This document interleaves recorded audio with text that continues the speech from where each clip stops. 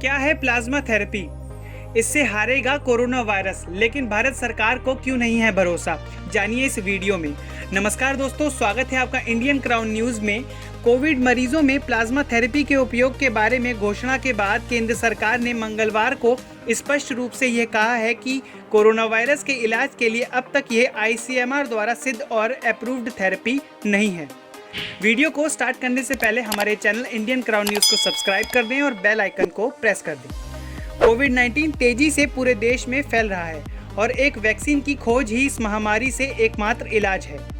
इस बीच कुछ राज्यों ने इससे लड़ने के लिए प्लाज्मा थेरेपी का पता लगाया है। दिल्ली सहित कुछ राज्य सरकारों द्वारा हाल ही में कोविड-19 मरीजों में प्लाज्मा थेरेपी के उपयोग के बारे में घोषणा के बाद केंद्र सरकार ने मंगलवार को स्पष्ट रूप से कहा है कि ये कोरोना वायरस के इलाज के लिए अब तक ICMR द्वारा सिद्ध और अप्रूव्ड थेरेपी नहीं है। स्वास्थ्य मंत्रालय के जॉइंट सेक्रेटरी लव अग्रवाल ने मंगलवार को कहा है, ICMR वर्तमान में कोविड मरीजों में प्लाज्मा थेरेपी का इस्तेमाल करने के लिए एक अध्ययन पर काम कर रहा है, इसलिए इसका उपयोग केवल ट्रायल और रिसर्च के लिए ही किया जा रहा है, ट्रीटमेंट के लिए नहीं किया जा रहा। ऐसे ट्रीटमेंट के रूप में उपयोग करना अवैध है। क्या होती है प्लाज्मा थेरेपी? इस थेरेपी के मुताबिक कोविड-19 संक्रमण से जो लोग ठीक हो गए हैं, उनके खून में नोवेल कोरोना वायरस से लड़ने की क्षमता वाली एंटीबॉडीज होती हैं। इसका मतलब यह है कि जिन लोगों की कोरोना से रिकवरी हो गई है, उनके खून से प्लाज्मा निकाला जाता है और फिर कोरोना संक्रमित मरीजों को डोनेट किया जाता है। इससे मरीज के शरीर में वायरस से लड़ने की क्षमता बढ़ जाती है और वायरस कमजोर पड़ने लगता है।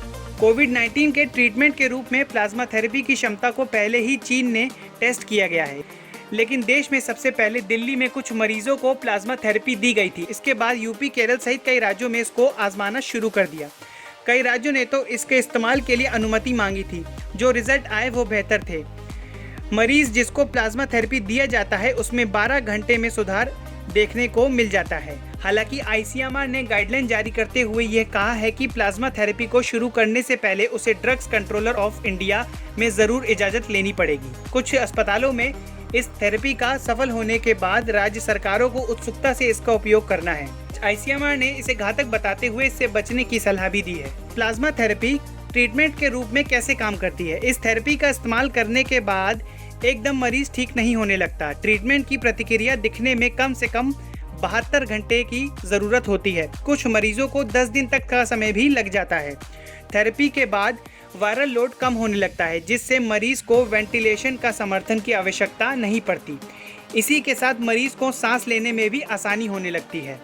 प्लाज्मा थेरेपी की सफलता के अलावा इसके साथ कुछ जुड़े नुकसान भी हैं, जैसे खून का आदान होने के साथ साथ अनजाना कोई इन्फेक्शन मरीज का ट्रांसफर हो सकता है। थेरेपी कुछ मरीजों के लिए असफल हो सकती है और परिणाम स्वरूप संक्रमण का एक बड़ा रूप भी हो सकता है।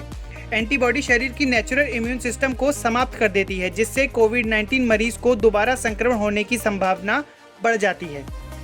स्वास्थ्य मंत्रालय के जॉइंट सेक्रेटरी लव अग्रवाल का मानना है कि भारत के साथ दुनिया में भी कोरोना वायरस का अब तक कोई इलाज सामने नहीं आया है। पूरी दुनिया के वैज्ञानिक इसके इलाज के लिए विभिन्न तरीकों का ट्रायल कर रहे हैं, जिसमें प्लाज्मा थेरेपी भी एक है। ये थेरेपी अभी तक ट्रायल स्तर पर ही है और इस पर रिसर्च जारी है। इस बात की कोई गारंटी नहीं है कि प्लाज्मा थेरेपी से कोरोना का मरीज पूरी तरह ठीक हो जाएगा।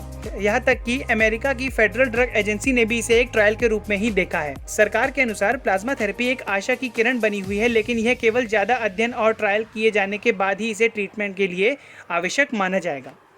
ऐसे ही खबरों के लिए जुड़े रहें हमारे साथ इंडियन क्राउन न्यूज़ पे।